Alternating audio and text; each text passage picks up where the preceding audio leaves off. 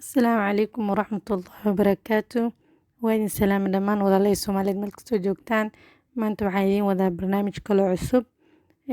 Marka ugu horeysa fadlan channelka haddii aadan subscribe hore u saarin hadda u saar. Like-ta saar, comment ka bixi. Walaalaha kaleeto la sii wadaag. Waxaan rabaa maanta inaan ka hadlo arrin ku saabsan hooyada ama gabadha uurka markay yeelato isbedelada ku yimaado. Marka ugu horeyso gabadha markii ay uur ay yeelato waxay galaysaa xaalad kale sideedii horeeta ma ahaanayso, isbedel ayaa ku imaanayo. Inkastoo ay jiraan hooyooyin waxba isbedelaan arkin oo Ilaahay maasha Allah u fududeeyo oo iska jooga caadi maasha Allah sidooda hore iska laakiin inta badan boqolkiiba 99 isbedelaa qofka ku imaado marka ugu horeysaba ha ka bilaabatee. Marka dambe horta waa obvious qofka isbedel uu ku dhacaya jirkiisa isbedel ku dhacaya wax walba isbedel ku dhacaya laakiin marka ugu horeysa waxa waaye ma la arkayo uurka inta ugu horeysa laakiin waxa qofku wuxuu dareemayaa calaamadaasna waxaa ugu badan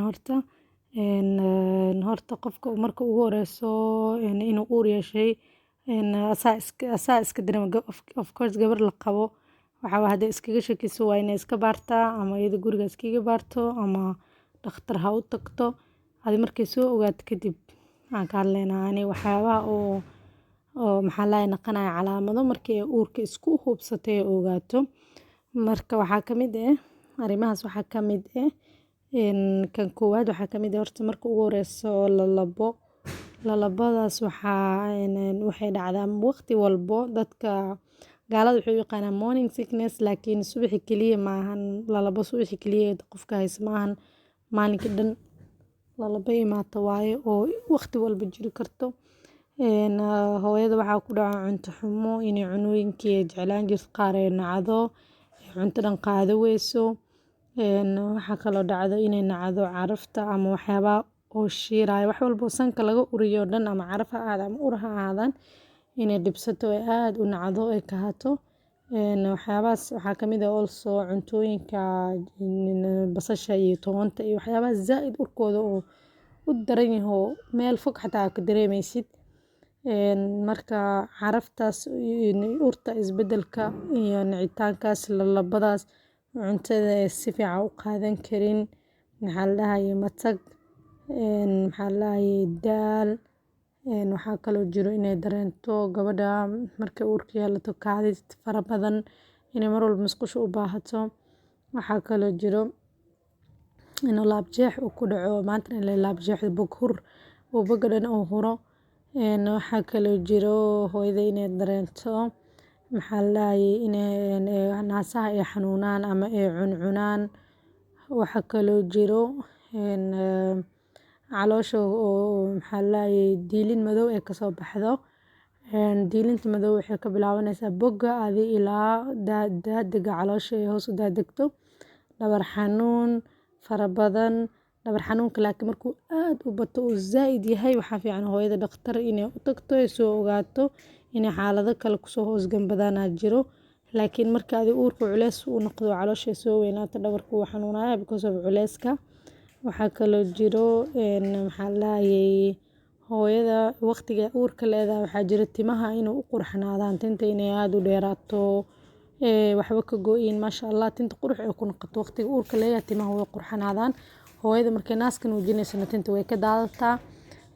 Waxaa kaloo jiro calaamadaha kaloo ka mid oo markii inta uurka leedahay gabadha ay dareemayso xididada lugaha oo soo weynaado maxaa la dhahaye inay bararsan yihiin u ekaadaan kaasna waxaa keena culeyska markay dhasho kadibna waxay u badan tahay inay ka ba'aan.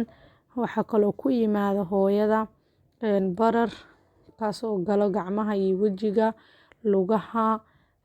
Bararka qaar naftirkiisa laba nooc u kala baxaa barar oo culeys uu keenay iyo mid waxaa jiro hooyada markii cusbada jirkeeda ka badato ama dhiig kar qabto inuu bararka aad u bato. Marka waxaa fiican gabadha horta marka ugu horeysa cusbada inay aad iskaga yareyso intay uurka leedahay haba ugu darnaatay 3 bilood oo ugu dambeyso. Waxaa kaloo fiican dhakhtar inay la xiriirto si ay u ogaato pressure-keeda meesha uu marayo. waxaa kaloo ku yimaada hooyada ama ku dhici kara intay uurka leedahay baabasiir wax la yiraahdo. maxaa la waa huwa qof walba uu yaqaanaa baabasiir, marka culeyska keeni kara baabasiirka. waxaa kaloo jiro hooyada miisaankeeda inuu kordho maadaama culeys kale uu soo dul fuulay keedii iyo ku kale soo dul fuulay, iyo inay yacni dadka qaar waxaa jiro uurka ku cayilo inay cayisho, cayilkaasna waxay u badan tahay markay dhashay inuu ka dago. waxaa kaloo jiro indhaha oo daciifo, hooyada indheeda inuu daciif ku imaadaa laga yaabaa, araggeeda uu daciifo, kaasna waxaa usoo uurka oo hadhow caadi iska noqoto. waxaa kaloo jiro inuu wejiga finan uga soo baxaan, dadka qaar waxay yeeshtaan finan markay uurka leeyihiin. waxaa kaloo jiro caloosha markay sii weynaato inay dildilaacdo oo kasoo baxo jilibaax waxaa la dhaho ama dildilaaca, markaas ka bacdin caloosha aad ay u cuncunto.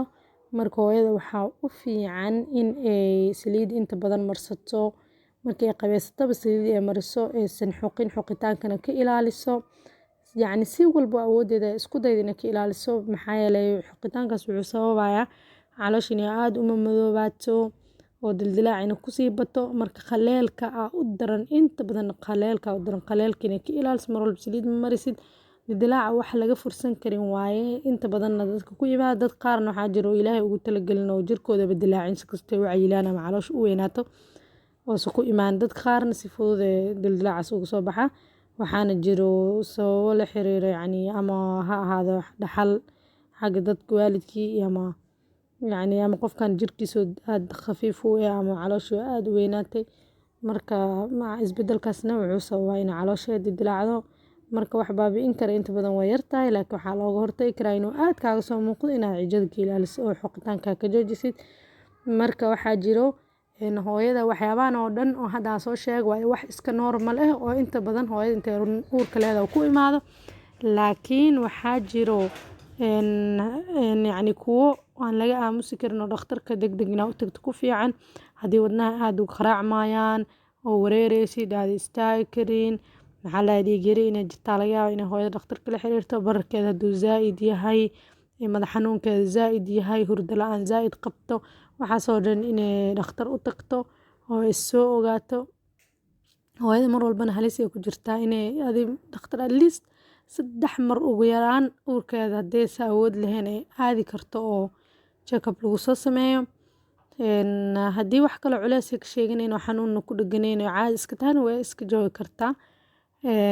cunugaagana uu ku dhaqaaqayo maasha Allah uu yahay cunug dhaqaaqiisa markuu dhaqaaq gaarane hooyada la socoto dhaqaaqa cunuga naftirkiisa way fiican tahay. hooyooyin waxaa jiro cunug dhaqaaqiisa kala ogeyn ama markii uurka uu ku cusub yahay xataa ma ogo qofka uurka koowaad marka uu yahay ma ogo cunuga dhaqaaqa waqtiga uu bilaawdo unless ay tahay hooyo wax akhriso ama wax raadiso ama waalid kale la joogo loo caqli celinayo. laakiin gabadha keligeed tahay horena wax u dhalin way adag tahay si ku dareento. marka cunug dhaqaaqiisa inaad dareemtid aad la socotid aad ogaatid si oo cunugaaga ilaahay kuugu badbaadiyo aad naftaada u badbaado HB-gaaga la socoto. marka hooyooyinka waxaan ka rajeynayaa inay naftooda ku dadaali doonaan xaaladooda iyo xaaladda cunugoodaba ay la socdaan mar walbo. haddii aragtid wax oo aad uga daran waxyaabaha hadda aan soo sheegay ama dhibaato kugu ama xiriiri zaa'id aad dareemaysid inaad dhakhtarka la xiriirtid, naftaadana aad ka taxadartid, waxyaabaha culeyska aad iska ilaalisid inaad qaadid, inta aad nasan karto awoodi kartidna aad nasatid, hurdo fiican aad heshid, cunto isku dheelitiran aad cuntid, biyo badan aad cabtid, waxaasoo dhan inaad ku dadaashid loo baahan yahay.